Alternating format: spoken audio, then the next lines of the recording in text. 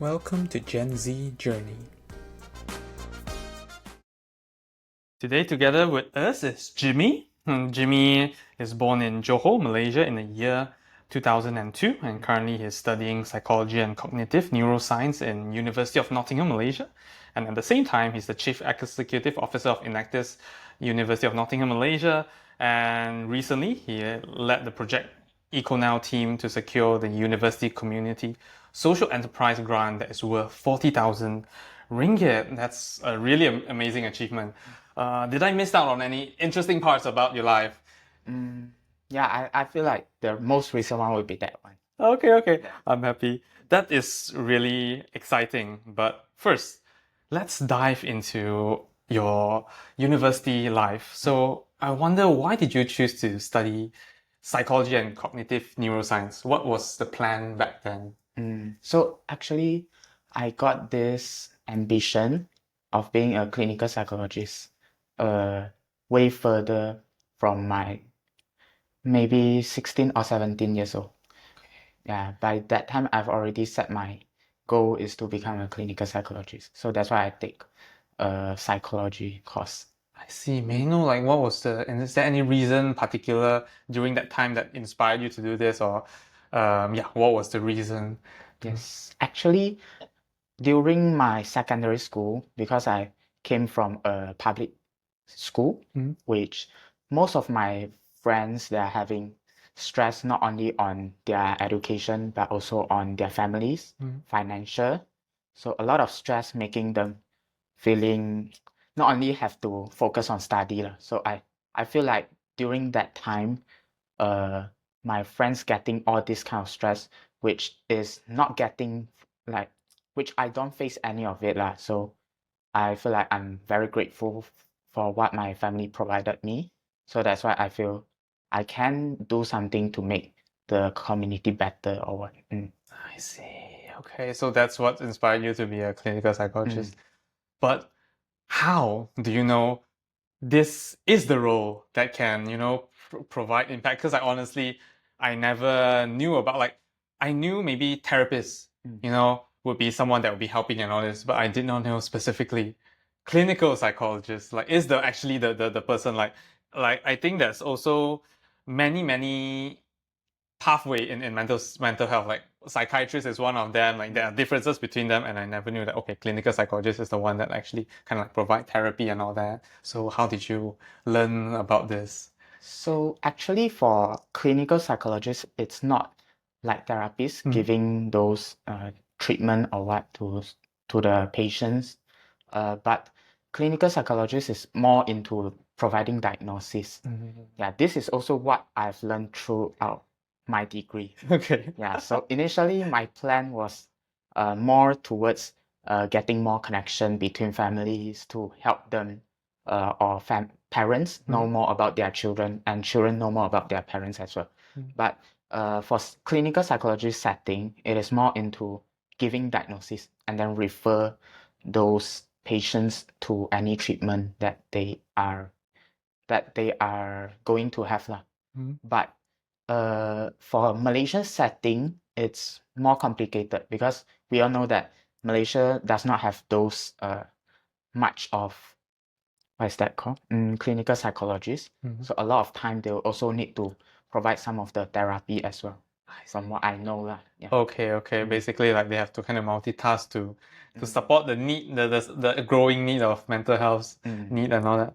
I see. Okay, that is really interesting, and I'm very surprised by how clear your pathway is. Honestly, I did computer science and then studied computer science, and then until 2 years after I graduated, then I realized, oh, it's not the right one for me. Yeah, so, but I'm glad still. It's better to find it out earlier than later in my life when I'm 30. Then I was like, oh, I hate this job. So I'm glad to figure out, and I'm happy that you have a clear direction on what you want. So during your university, I know that now you're part of Enactus. You're the Chief Executive Officer of Enactus. What made you join Enactus in the first place? Okay. So initially, I joined in as a project called EcoNow, as what you say just now. EcoNow's normal member. So I'm external relations manager by that time when I first joined. So why do I join in is because I feel like the concept social entrepreneurship is quite interesting to me.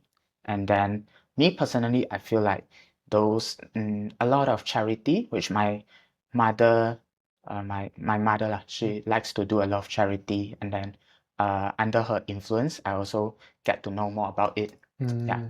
But for me, why do I join social entrepreneurship instead of charity? Is because I feel like that's the ideal word in the future. Yeah. So meaning that I believe in people will work hard to get what they want themselves instead of giving them what they need lah. Yeah. I see. I love that. Yeah, I think that is a lot more sustainable as well. Instead of people just depending, or I guess we can frame it the other way. It's kind of like teaching people how to fish instead of just giving them fishes all the time. Yes, that's what I believe in. But maybe it's also a kind of idealistic theory. But I think I can work hard to push it a little bit further lah. Sometimes it's always people that believe in it that actually made it possible, even though it doesn't seem possible and all this. Yeah. So, well, you started in this and you have stayed on, and until today, what made you stay in Enactus? Okay, so first of all, I think is the passion. Yeah, might be a bit too dramatic, but I feel like the passion. And then when you meet someone that is like-minded with you in the same group, then you will keep on pushing yourself, like keep on thinking of some things to be implemented when you are in this community. I see. Yeah. And then another part that is very major one is that I personally I need some commitment or responsibility to push myself to grow. Okay. Or else I'll just be staying in my room, like using my phone, like just laying on my bed. I see. Okay, that's interesting. But I like how you are aware of that, and then you put something for you to do yourself, and then kind of push you outside of that comfort zone, I guess. Oh, that is amazing. Really surprising to hear that. And just now you mentioned about your EcoNow. You started EcoNow, and then now recently your bigger, like, I think it's quite a big achievement that you led the team to get the grant. Can you share more about EcoNow and then how it led all the way to this achievement and the journey that you got here? Yeah, sure. So actually, I'll need to make a disclaimer that I don't start the EcoNow project, but it's started by our alumni in Enactus. So they started this project during MCO. Oh, wow. Yeah. So if I'm not wrong, because I didn't meet him, the founder, in person yet, but his name is Solomon. Yeah. And then first year for the starting of the project, so they started during MCO and make all the recipes of the candles out of used cooking oil, and then they sell it online through IG. That's the start of EcoNow. And then during the second year, which the operation managers are Zheshang and also Zijing. Yeah. So during that time, they push it further a bit to make the sales higher, and then do more R&D onto the products. Yeah. So that's how they move on. And then into my third year, I started, which the second year is when I joined in as a member. Yeah. So during the third year, I joined in as the manager of this project. So during that time, I switched a little bit of the objective of the, what is that called? Objective of the project. So it's not only me and also my colleagues, which is Michelle. Yeah. So we both switch a bit of the objective and then make it into helping beneficiaries, which is often in our nearby community lah. So we make the candle production outsourcing to them. so that they have a chance to build or have more side incomes as well, and also build their entrepreneurship skills in the future. I see. Yeah. Okay. And then now that you have gotten this grant, like what's the plan? Is it about scaling up and partnering with more maybe like orphanage and all this, is it? So actually, because right now I am actually not longer the person in charge of the project anymore, but because I'm president of Enactus, so the project also runs under me and Okay. also my chief operation officer, Celeste. So currently our goals is to make use of this 40,000 and then to make a bigger impact to the project itself and also to the community. Yeah. So we are upscaling a lot of our production equipments, as well as all the marketing initiative as well. I see. That is really cool. Well, I previously started a company as well. I started a computer e-waste refurbishing company. And then I sold it a year. I started during COVID and then I took a gap year to run that and sold it a year later. And the reason why I sold is very funny because I just didn't know how to grow it further. I didn't know how to scale it. And then I have this easy way of just going third year and just escape this whole problem. And then so I just went in it for that. And I'm just wondering, like, definitely this new project sounds very exciting. Right now, you guys are heading into the next stage. Where do you guys learn how to expand, work on marketing and all this? Like, how do you lead the whole, like, even though now you're not directly project and like working on that project, but you're leading the whole Enactus team of University of Nottingham. How do you help them learn that and all? Okay, so the fun and interesting thing in Enactus is we do experimental stuff in Enactus. So a lot of stuff we don't have any ideas or clues on it initially. But when time goes on, and then as what I said just now, when there's a responsibility pushing you, you need to think of any ways that is possible. Yeah, so just push until your limits, and then you'll find a way.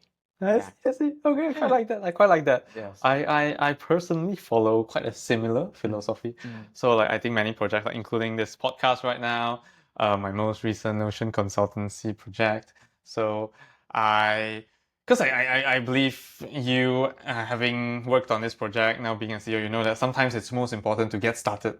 Like it's always the hardest part is getting started. And then I understood that too. So I was like, I try to start as fast as possible. My podcast, I started it within 2 weeks. And then I was like, I don't care, let's just get started. We will figure out the problem later. And recently I found kind of a formula. I don't try to plan ahead. I just like start doing things.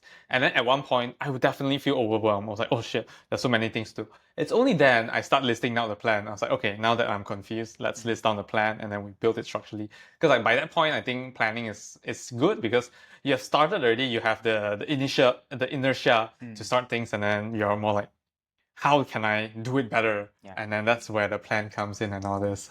Yes. Yeah, that's what I think as well. So you definitely need to leave yourself some time to sit down and then make everything the momentum back again. Yes. Yeah, you need some rest and then you need to think it again. Yeah, that's I think philosophy for me. I love that. Okay.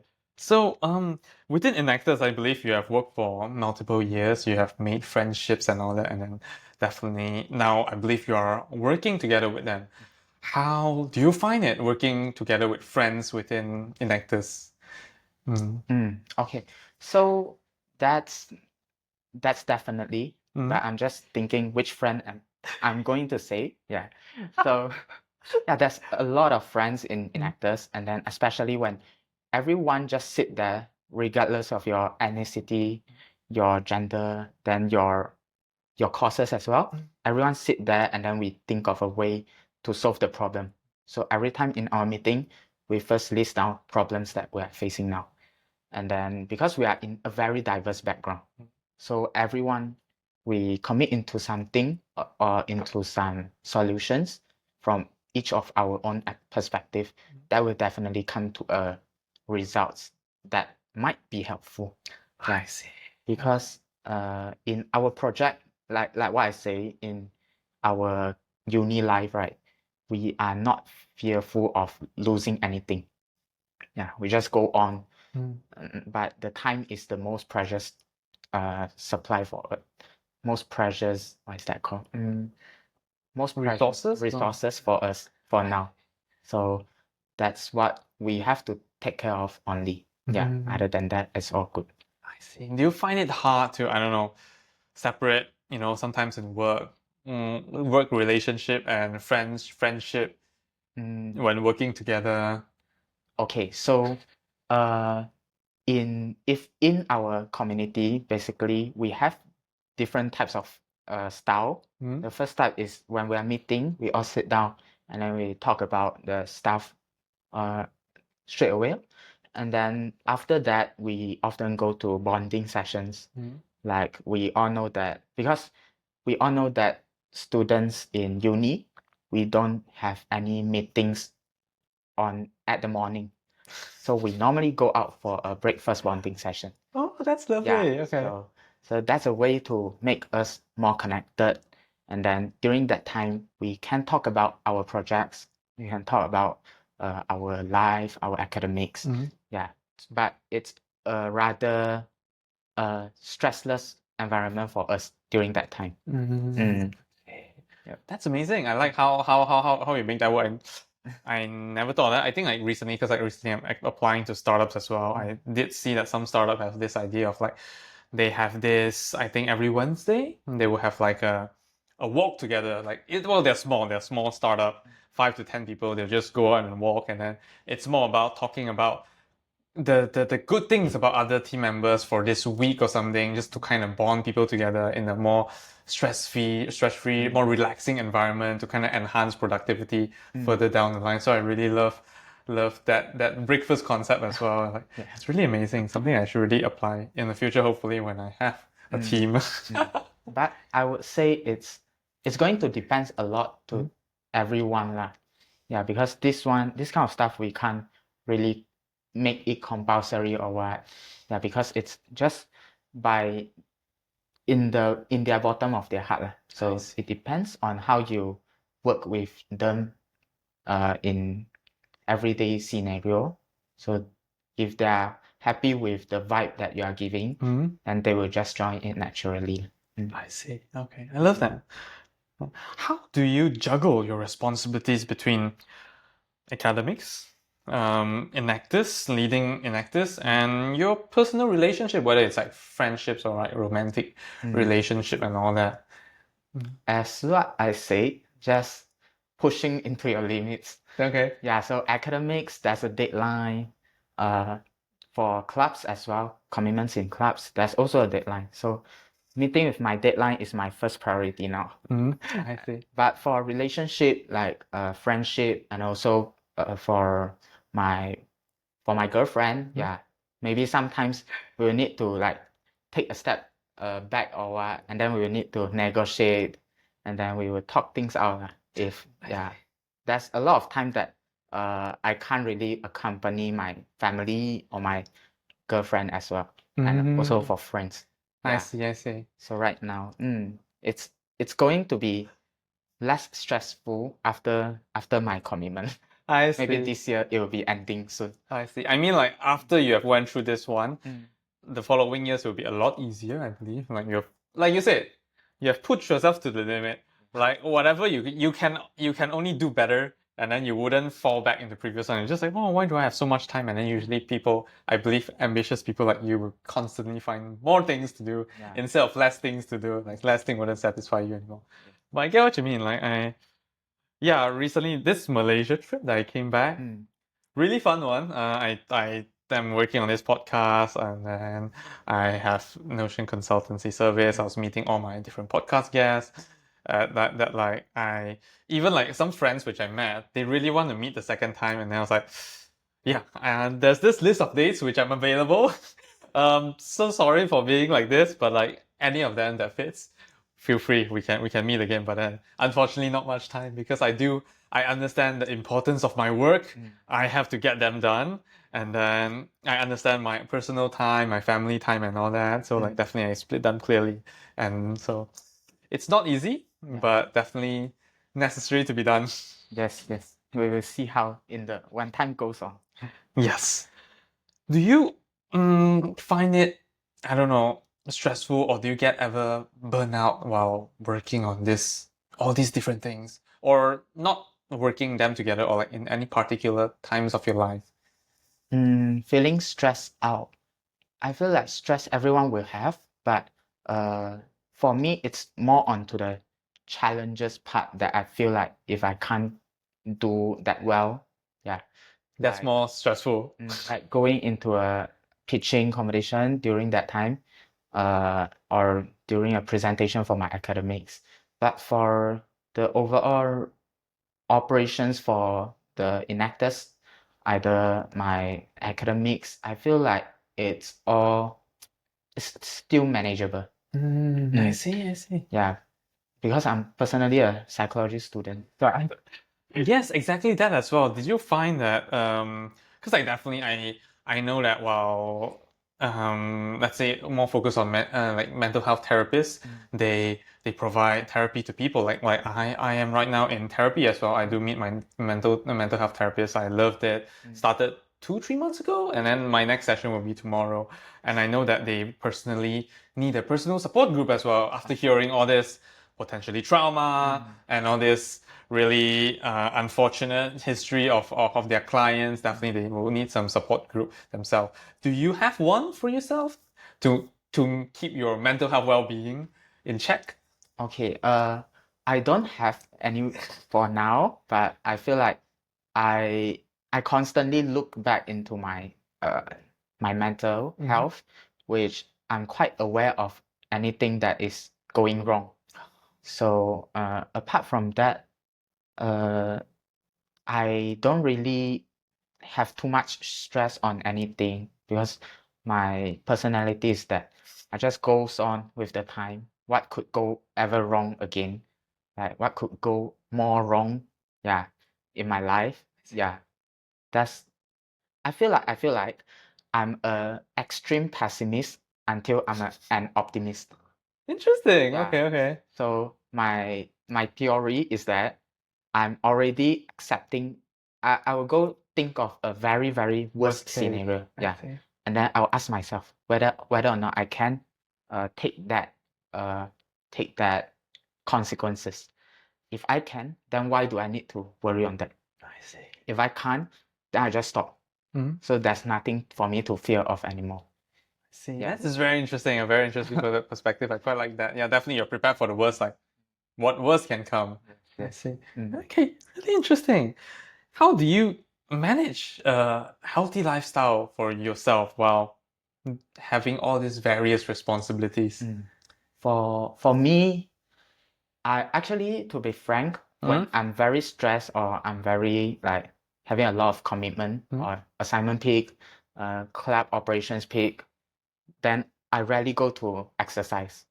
Yeah, I'll need to. I feel like most of us do. I think last time Yeah. I stayed up. I think there was one time where I wasn't that responsible of my work. That's why I stayed. I was like 2 days before deadline. I stayed up for the whole 2 days just to get it done. Obviously unhealthy, no time for workout and all that. Yeah. Yeah. So yeah, that's going to be.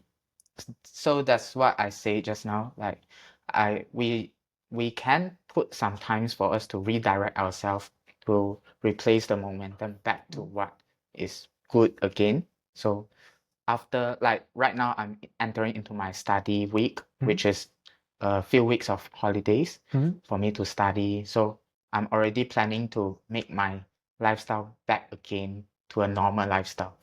Yeah. So always be conscious of when to make yourself back to the path again. I see. Do you have any recommendations for people how they can um, be aware of it and then start moving back towards the right direction? I feel like I don't dare to say that that's an advice, but for me, what I do is I will try to jot down daily journal.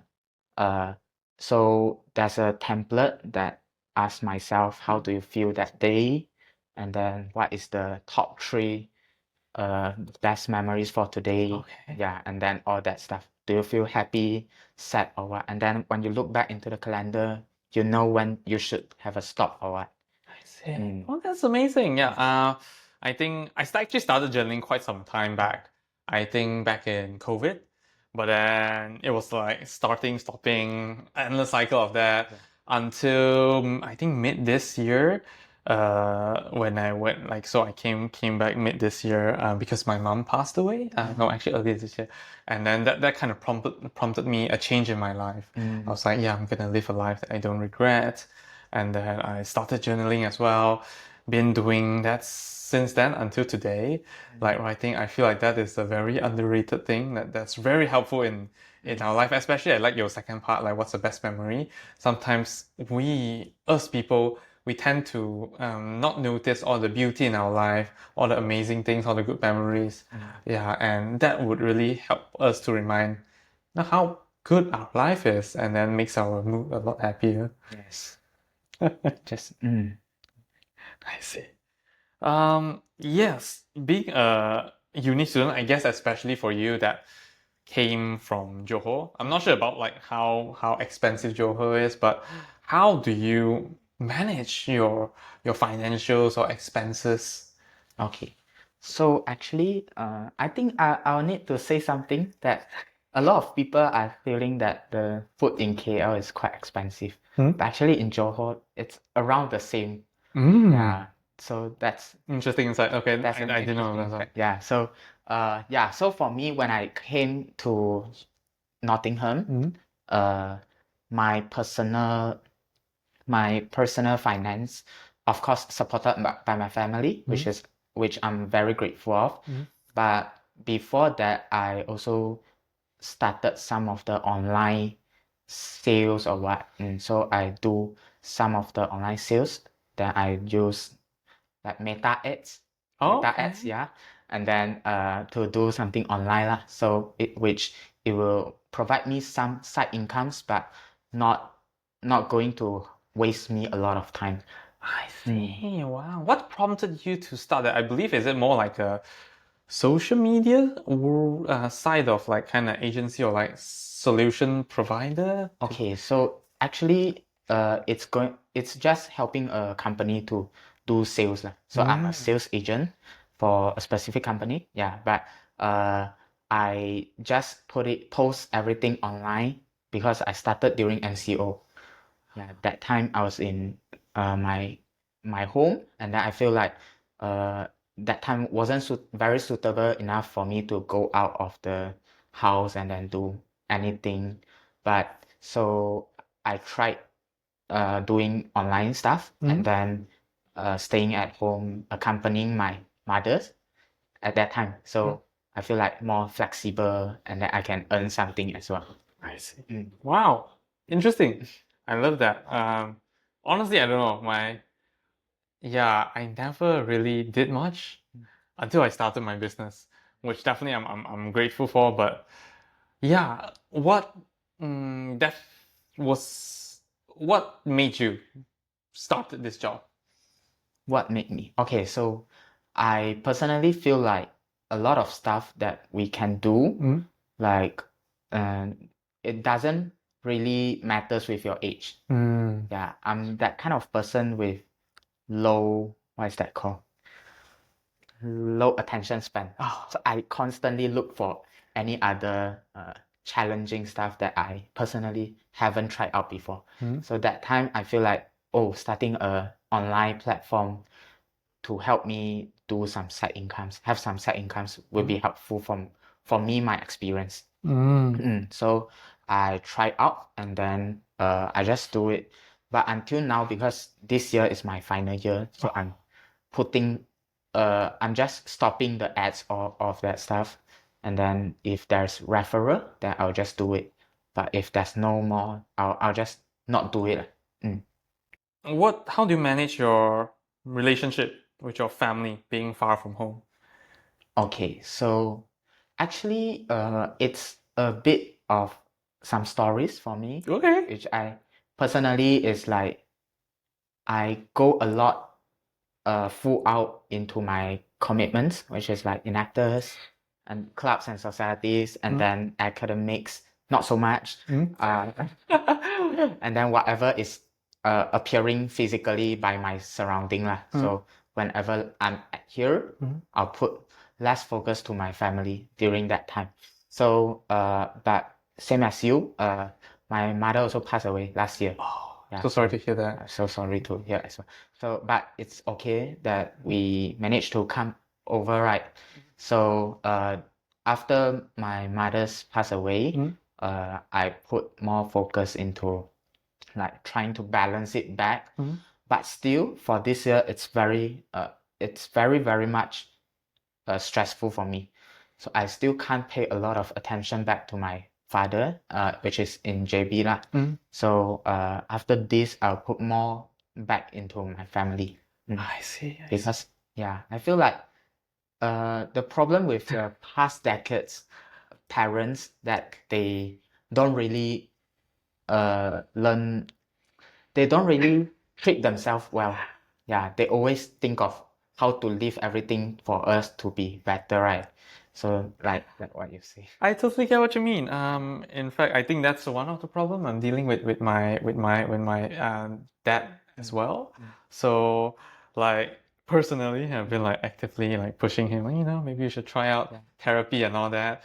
But at the same time, I know that it's not something like, you know, my birthday wish is that you'll go therapy this year, and then if you go to therapy, that will be good for him. It's not exactly that, because I know therapy works best when the person itself wants to go to therapy, they accept it, and then they open up themselves. So it's probably the end time that he's listening to me talking about this in front of the podcast. I'm happy that he listened to my podcast. So I don't know. We'll see what he thinks of that.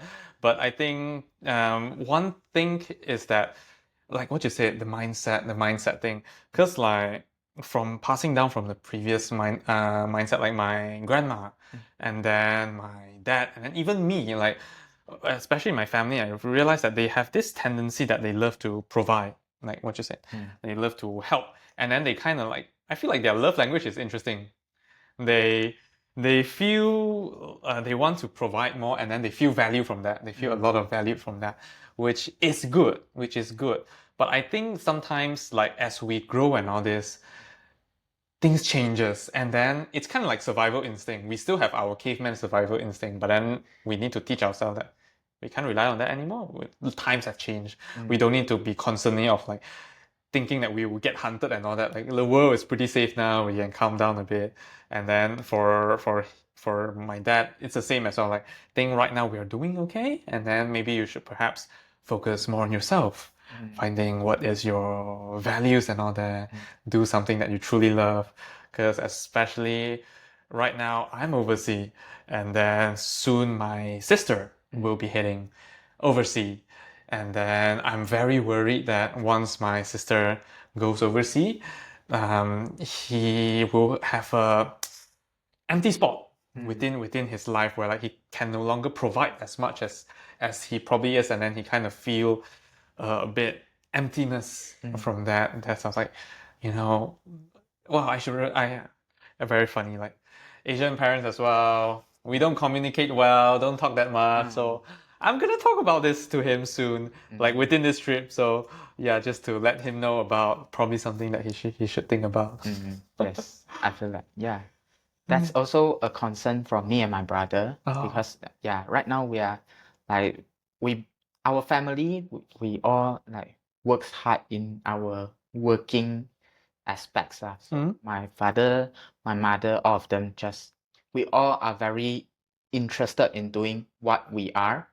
So a lot of time we just do what we are passionate of. So we rarely think of any other stuff. But my father is going to be retired soon. So we are quite worried about and concerning about, But right now I see sometimes he go travel with my relatives, so I'm feeling more relaxed on that. Mm. That is good. That is good. My dad had the same idea, honestly. Oh, yeah. He was saying that he's thinking of retiring and all that, and I was like, actually, no, because it's quite good that he's running his own business and all that. But then I was like, no, it's not exactly a good idea. Perhaps you should hire more people to take out more responsibility, and then so that you have more time to do what you love and all that. But then it's not a good idea to take back all the time, because like suddenly a shift in lifestyle, you have too much time on your hands, and then at the same time, I think your family, no, not your family, your friends might not be retired, might not be free, and so you don't have time to like spend with them and all that. You're just alone most of the time, which is not particularly a good idea. Maybe you can ask your father to go join some clubs or what. Exactly. Recently, I was very happy that he thought of joining, I think, a kind of like a group that's traveling around the world. So he was telling us that, after my sister go out and study abroad, that's something that he'll be joining. Definitely, that's good. Yeah. So I'll see. Definitely, there'll still be some conversation, chatting with him about this. But I'm happy that he's starting to look into this, figuring things out for himself. And funny, recently he does have a group of friends where they go join hiking and runs. And most recently, he went to the one run in Sekinjang. There's not many people. He got a 7th place in the run, which is amazing. I am a very passionate runner. I run a lot, and I've never got any medals in my life. And then he went and got a 7th place. I was like, oh my god, I should have went for that. Wow. So I'm happy for him as well. Like it's a small joy in his life. Yeah. So, well, you did mention that you have a girlfriend, and so I believe that you are in love. Is it? How do you find managing your relationship? And if you don't mind me asking, how long has it been? Oh, okay. So we have run through for 5 years, then moving into the 6 years. Oh my god! Congratulations. It's quite long. And then how do I manage it is actually a lot of time we are just like working on myself. It's just working on my stuff. So sometimes she'll also complain to me. But then for now I'm trying to make like Saturday, Sunday only time. If she's present physically like with me, I'll make myself not looking at phones that often, and then just basically just sit down with her, and then we maybe plan to go out or what. That is amazing. Yeah. What do you think made this relationship work for so long? What was the secret formula for you? Oh, I feel like her commitments will be larger than me, because she always give me like what is that called? She always give me a stage to calm down when we are quarreling or what. Oh. Okay, I see. Okay, that's really nice. Okay. So normally we do have a lot of arguments, throughout the 6 years, moving into the 6 years. But a lot of times she will just be cool down. After cooling down, she'll be like, she'll be coming back to me, like say, maybe she'll give me a chance or what for me to say sorry or what. Yeah. That's amazing. That's amazing. You mentioned that you guys you fight a lot, but you guys are, I guess, good at fighting, which is a good thing. Like it doesn't end up badly. How did you and your partner manage that? I feel like it's a way of like you believe in the right person, maybe. So whenever you know there's a fight, but at the end you also need to get back to the normal state lah. And then of course the fight is not that, what is that called? Not that Serious, intense, yeah. It's not about your life. It's not about, how do I say? It's not something quarreling about the values of your life. And that's the most important, I guess. Okay. It's just my habits, her habits, something like this. Yeah. Okay. What would be the one advice that you would give to I don't know, people that are starting to get into relationship. Because Mm. honestly, I am asking this, I guess myself. I unfortunately I recently broke up.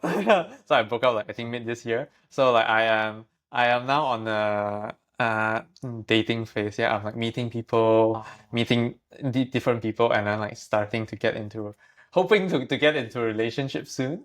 Mm. What would be advice? Let's say to me. I really don't dare to say advice because I myself is having a lot of quarrel. So,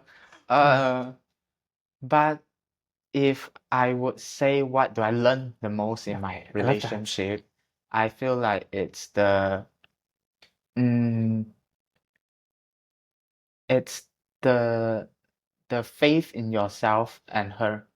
So you believe that you guys are really doing and growing together. Mhm. So you don't really have to worry about what she's doing, what I'm doing, and then that will make the conversation turning into a bad direction or what. So if you guys are believing in both of yourself, that saves a lot of trouble, I guess. I see. Yeah. Okay. That's amazing. I mean, well, for you, we won't call it advice, but definitely I do agree that that is a great learning. Yeah. I love that. I think sometimes trust is most important, not just in relationship, in like friendships, family and all this. Like, it works out really well. So I believe it's really essential. Me. Well, right now, are you in your final year of studies? Yes. Are you excited for graduation? I'm not really. I feel like after graduation, I'll face unemployment. That's the biggest problem and fear for now, but not really fear lah. Because yeah, I mean I'll find a way if I didn't get any employment. I'll just do whatever I can. I believe in myself lah. That's what I'm not sure how the society will hit me hard. But for now, yeah, because I'm having a lot of commitments now. Okay. So actually, I don't really dare to look into the future that much details. Right now, I'm just focusing on my current life because there's a lot of major problem waiting me to solve it, like my FYP, like like the commitments in Enactus, my families, my girlfriend. For now, these 4 things are the most urgent one. So haven't struck me yet. I love that. I love that. Honestly, I totally agree with you. Sometimes we just look way too far into the future when already in front of us, like there's so many problems. Like, why worry about tomorrow's dinner when you haven't even settled today's lunch? Yeah, that's like the exact thing that I constantly remind myself as well. Like I tend to worry a lot about into the future, but then I was like, and sometimes even recently many things have happened that showed me that there's no point in worrying about the future, because by the time we reach that stage, you realize that life has already changed so much that you're wasting time worrying about the wrong thing. Yes. But for that particular idea, I feel like I always believe in I'll need to set my ultimate goal first. So whenever I have my options or I have some conflicts in myself, I will try to look at my ultimate goals, which, like what I said just now, I've already set my goals to become a clinical psychologist. It's a very long journey. So whatever I'm doing, or whatever I'm thinking on choosing, I'll ask myself whether or not it will contribute to my final goal. I see. Yeah, so set myself a real long life goal first, and then I'll see whether it goes to the way. That's amazing. Okay. That perfectly leads into our next question.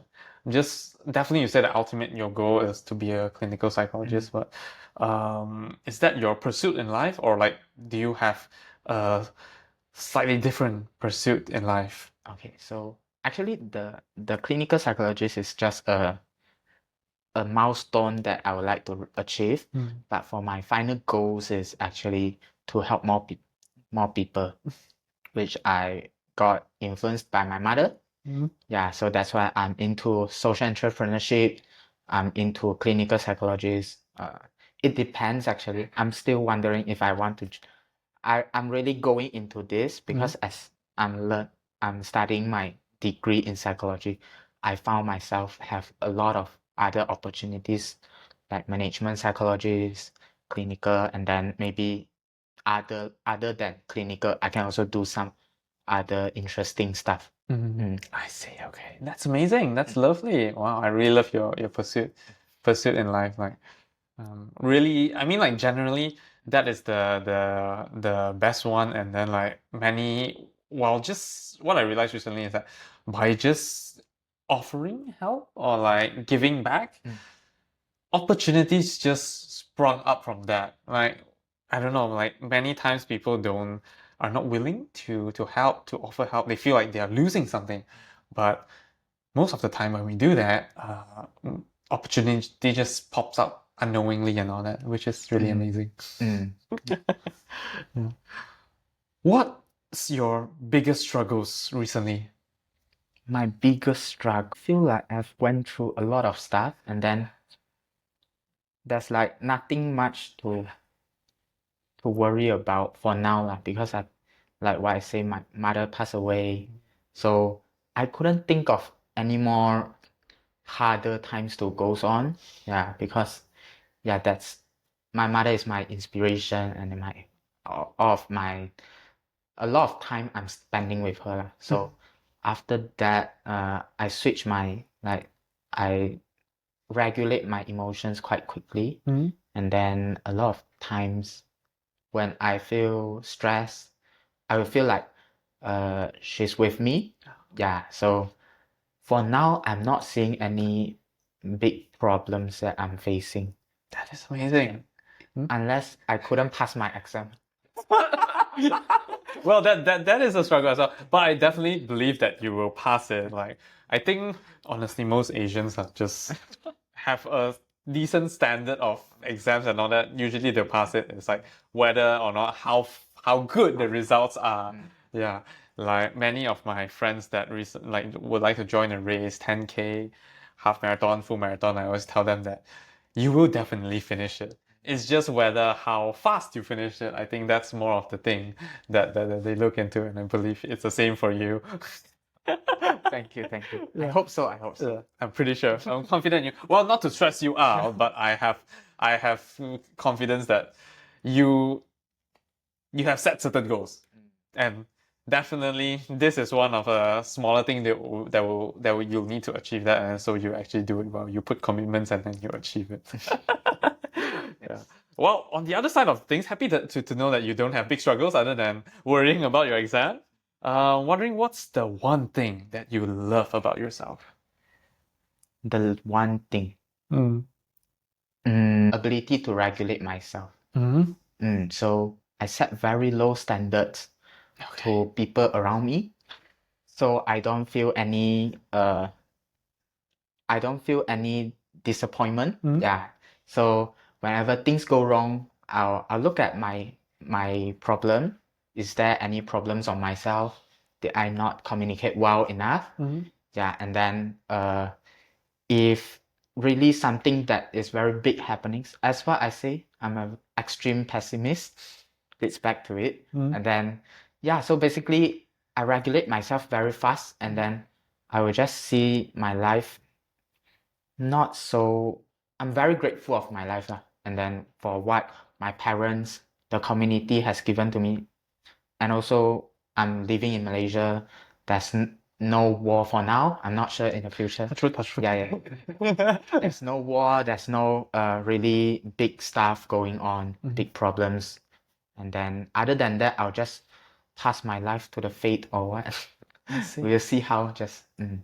Okay, I love that. I love that. Yeah, I really love the point where you say, you just kind of put low expectations on things, and then just like live life as it is, and then like when things goes really well, it's like kind of like a bonus. Yeah, it kind of comes back to this one quote I remember, don't know from where. So personally, I don't really believe in luck, because I don't like the idea of like, you keep on thinking whether I'm lucky or not. When bad things happen, you think that you're not lucky and all that. But there's this quote which really inspired me to view luck in a different way. So this guy says that he believes in luck, but then he will see it as when things goes well, he'll say that, oh yeah, I'm lucky, but obviously this doesn't happen all the time. It's just, I'm lucky this one time, but I don't depend on it. And when something bad happens to him, he'll think that he's unlucky, and then the same thing. He'll think that, it doesn't happen all the time. It just sometimes bad things happen. So I'm not unlucky. It kind of passes off as like a branch of his life which he doesn't care much about, and I really love how he view luck this way, and then I hope to learn it that way, but still learning. I see. But yes, well, obviously today you standing here doing so many things, heading for your goal in clinical psychologist, being the CEO of Enactus, and then having led the team to get the grant for EcoNow, and then potentially leading it to the next stage. Like, achieving all this, was there a significant failure or low point that shaped you to be who you are today? That kind of, bounce you back. Failure. Yeah. Yeah, failure or low point, yeah. That's a good question. I've never looked back into maybe some certain points that triggers me to do something like this. I feel like it's not going to be a big failure because I have been constantly doing a lot of stuff. Like even in my primary school, I started joining some of the competitions, and then so as time goes on, it will just be a small steps moving towards my growth. Yeah, and then there's definitely a lot of failures throughout the journey, but you just have to revise on everything and just pass through it, because for everything you can definitely find something to improve and then to complain on yourself. But what I believe is things already happen. So what you can do is only you find another chance, and then you do some improvement on this chance so that you don't make the same mistakes. So that's everything that sums up me, I feel like. I love that. I honestly really love that. I mean, like, one of the motto why I am doing all this, and then recently I started doing a lot of reels on my social media. One of the reasons why I'm so busy as well is just that I feel like I would rather fail trying things out than not doing anything at all. Like, also recently I had more confidence in myself, because looking back at all the things I've done, all the big decisions I've made, it actually never ended up the way I wanted. But if we don't focus on how I wanted it, but instead focus on like how like the outcome, whether it's like good or bad, they are good outcomes, whether like in terms of financial side or like experience side, what opportunities it led me to. Yeah, it turns out to be great. So I really, really agree with what you said. Like, all this like tiny, tiny little steps, like it's always through doing different things, failing, learning, and then not looking back, because what's the point of looking? I mean, there is a point of looking back, and we need to learn from it instead of like dwell on it, be like, oh gosh, why did it happen to me? But if we learn from that and then apply to the next opportunity, that's how we get better and all this. And I really do admire that from you. Really beautiful. But yeah, just now you say about maybe some things are going not as according to a plan, right? From me, I'll think of a way that for everything that happens, there's a pros and cons, definitely. Yeah. So instead of focusing on the cons on it, I'll just go look at the pros, and then we see, oh, what opportunities does it give to me? Maybe this time I fail on certain part. Why do I do this kind of mistakes? And then yeah, definitely there's a pros for everything, literally everything. So you just need to switch your perspective and then look at things differently. I see. Yes. Honestly, you're not that of a pessimistic. You're quite optimistic. Like, okay, definitely quite a balance. I think it's important to be balanced. I think that's something I learned from my recent, like, from therapy as well. Because like, I would say I'm more of an optimistic, but like sometimes too optimistic at times. So it happens both ways. When some small things happen to me, I learned this word recently from my therapist. Catastrophe. Catastrophizing it. So basically, it's a small thing, and then I'm like enlarge it, make it like, oh my god, it's the end of the world. And then when something small that's really something good that happens, even though it's really small, I'll be like, holy shit, like, oh my god, it's gonna end up so well. And then ended up when it didn't end up the way I expected, I kind of upset myself, get disappointed. So I realized I believe like you tend to start it with a more pessimistic way, but then you do have a more optimistic outlook, which I really love. Like it's a very good way of balancing it. Yeah. Right now, when you're speaking of it, yeah, I feel like it's the right theory. Beautiful. Okay. We are actually closing to the end of the podcast, and I always have this big question that I ask all the guests. What's one question have I not asked, or have you not asked, that you think everyone should ask? So it could be directed to you or directed to me. Question. How about, do you believe in social entrepreneurship? Oh, I love that. I love that. Okay, I love this. Thank you. Honestly, we're talking about social entrepreneurship. It reminds me of the first time I kind of faced it. So, well, I was part of Youth Entrepreneur Society, and then we invited guests and all that. My basic idea that time was like, it is a charity entrepreneurship, a charity startup or something, which they don't earn money. That's initially what my thought. And then I'm glad that one of the guest speaker that I invited clarified, like, no, we don't just not make money. We are helping the society. We focus on helping the society, but then of course we try to generate income to sustain it, make it more sustainable, which I totally believe in it. I totally believe in it because I don't know. I mean, like charities are good. They focus on helping people, but I think it is more important to be sustainable. The one thing that I learned for myself as well, than to just keep on providing. Yeah, like when everything, whatever we do, even for ourselves, for our others, things work better if we can sustain it to the long term, because consistency and all that. So even if you're a charity, if you can help so much today, but you can't help further 10 years down the line, I feel like it is not as impactful as a social enterprise that can consistently helping even smaller amounts, but for a longer period of time. That will be a lot more impactful. So yes, I totally believe in social enterprise. That's good to hear. But because I've been working it for 3 years, and then I won't call myself a social entrepreneur because I feel like I'm not that standard yet. Yeah. But when I'm doing it, I feel like it's good. It's definitely a good idea for the future, but only applicable for people with ethics. Yeah.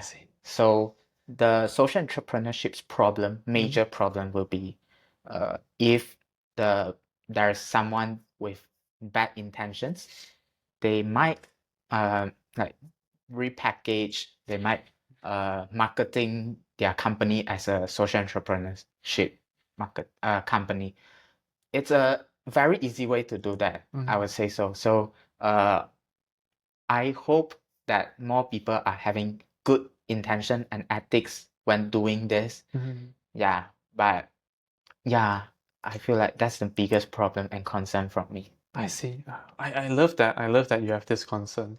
I really love your balanced approach into viewing things. Like even though you believe in it, you wouldn't just like promote it like, yeah, it's good, it's good, it's good, and then like kind of like just silently ignoring what's the bad. I totally agree that most things are double-edged sword. Like how AI is helping people earn productivity as well, but at the same time, it is doing some harmful things. Like even we use AI to fight scam, but there are people who are using ChatGPT to make scam easier and all that.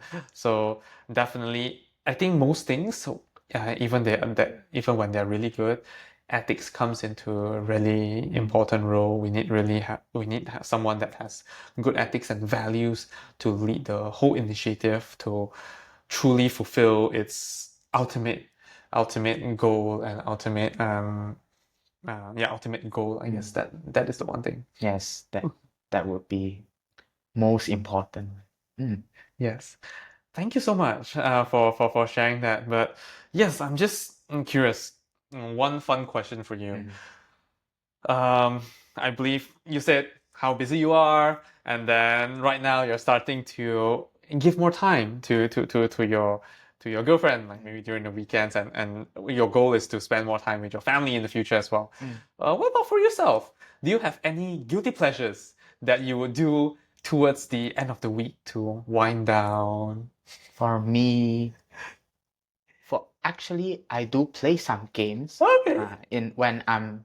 When I'm feeling stressed or what, or sometimes I'll just go open up my iPads and then play games. Oh, lovely. But I feel like that's not really helping me in my inner part. Like it's just like feeling stressed or what that I go do, but it's not that much pleasure of doing it. So now I'm still looking for a good way. Maybe I'll try out solo travel. Maybe, yeah, that should maybe. Lovely. Okay. That's good. That's good. I mean, like many things in life, I guess there's never an end goal, an answer. Yeah. I mean, like recently I bought because I have a Switch, but I left it here in Malaysia with my sister because I know for sure if I bring it back to the UK where I'm at, I wouldn't have time to play it, or either I would just spend too much time playing it, which it wouldn't be pleasurable either way. So I just left it here, and then recently I got Hogwarts Legacy. I would really love to play it. Haven't got to play it. Yesterday I thought of playing it, but then I was like, no, I should really prepare for today's podcast. That is more important. So I just left the Switch there, watching me work for the whole day. Yeah, like honestly, I'm not sure if that's my guilty pleasure. Sometimes it's just like feeling emptiness. Like, cause I think my childhood I never really got a gaming console, so I really wanted that. But yeah, like I think, but personally, I think one thing that I would really consider, it's not really a guilty pleasure. I think gaming would be a guilty pleasure, but a true pleasure of mine, I think throughout the weekend would be I always set a movie night once a week, something I really enjoy. I love movies. I would just let myself watch that movie concentrated, like my YouTube videos and all. I would speed them up, but my movies, I never speed them up. I was like, I must watch them at the original speed. I should really respect the director's vision and all that. Yeah, that is like the pleasure that still works out for me, but potentially in the future it might change, and then yeah, it might be something else. I'll try that as well for movie night, right? Yeah. Maybe do it with your girlfriend. Oh yeah, definitely. Yeah. Okay, final question. This one is more of for myself and for the audience as well. I always ask for a book and a movie recommendation from each of our guests. What would be yours? My book, actually, I really like one book called Atomic Habits from James, if I'm not wrong. Yeah, and then I feel like because studying psychology makes me know that no lah, because I know myself well, I'm very lazy, and I believe Same, I'm very lazy as well. everyone is being like the personality of the person is just if we can be lazy, of course we want to be lazy. So I believe in atomic habits, which you build up your small habits with easy ways, then you might be able to change yourself across the time. So that's one book that I really like. I read that also. Oh, you read twice. Okay, that's amazing. Because sometimes I forget something, so I go back and read. Happens to me too. Yeah. What about movie recommendation? For movies, I rarely watch movie because it's too long. But I really do enjoy it, but it's just that I don't have that much of time. But I like the Three Idiots. The Indian movie is it? Yeah. So I like the way that they treat life. I like the main character that treats life that kind of optimist. So yeah, and then I feel like it's worth recommending it. Definitely agree with you. I think it is something that opened up my mind on how passion can really lead to a lot better outcomes than stress or fear, something like that. In fact, recently I met up with this Indian startup founder in Singapore, which really enlightened me a lot.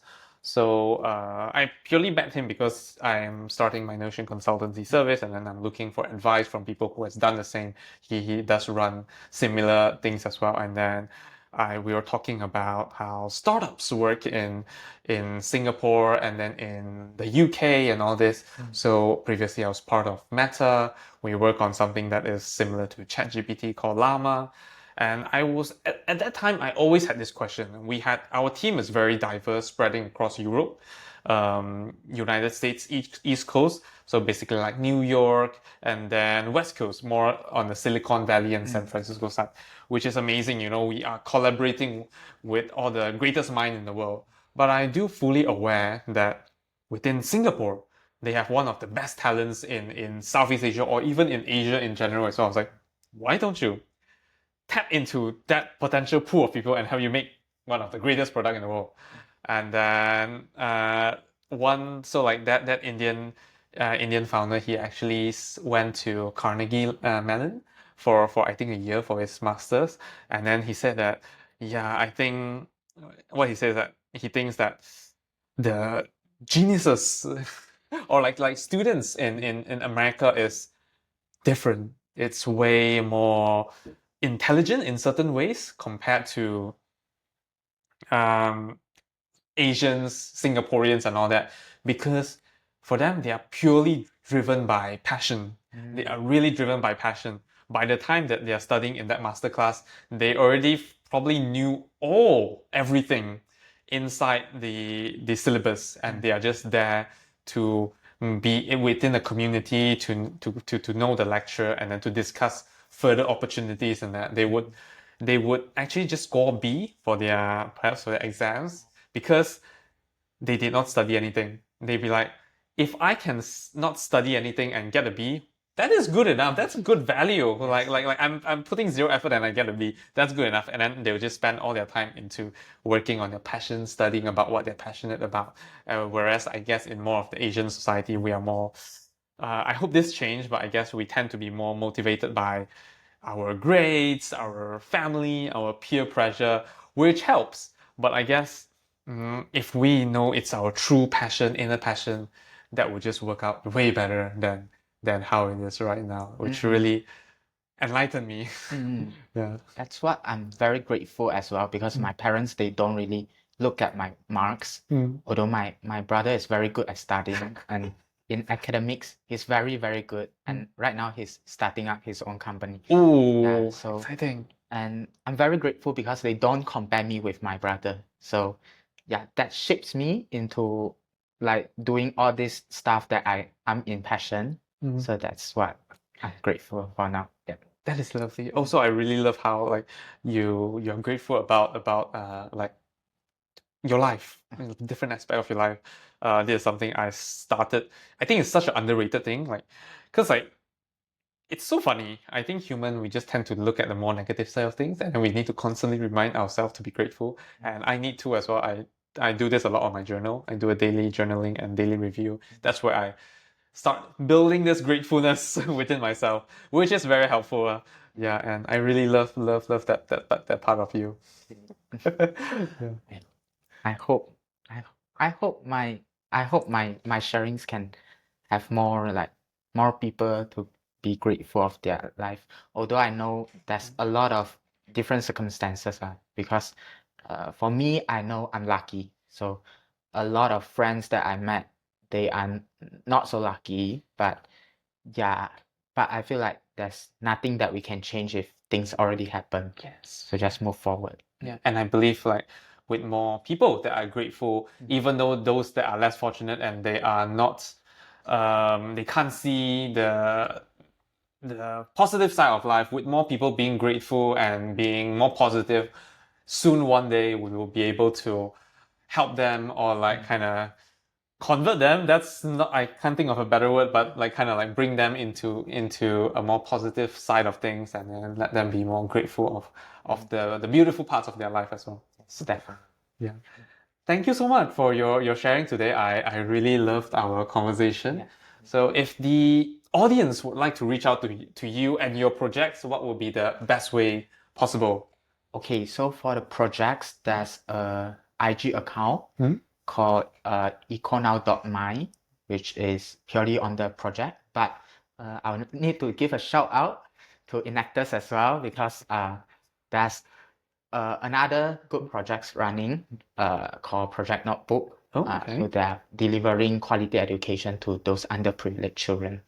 Yeah, so this upcoming week, they're having a educational camp for the children to let them know about STEAMs, so science, technology, all that stuff, and then social entrepreneurship as well. That's lovely. That might be helpful for their future.